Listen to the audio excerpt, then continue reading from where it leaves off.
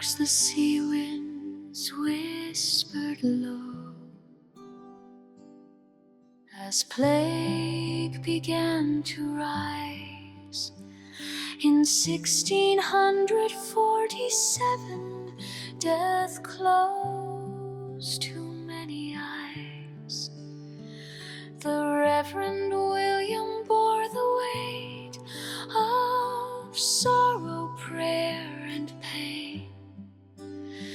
He buried kin, he buried hope, he walked through fire and rain. The fever took him slow and grim.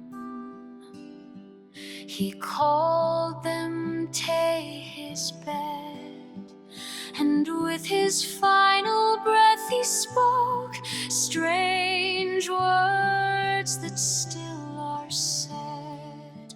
Plant holly at my Hayden feet, let both be kept apart, so long as branches ne'er touch, nay plague shall grip this heart. Let holly guard the grave I take, let none forget this vow, for if their branches ever meet, the world shall suffer now. A prophet's word in stain and leaf still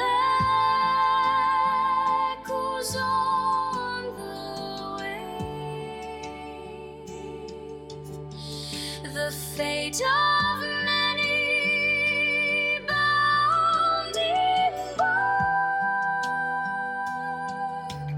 above the prophet's grave. 300 winters passed in peace. The trees stood watchful true, their spinny arms kept skies serene, and pestilence withdrew. But time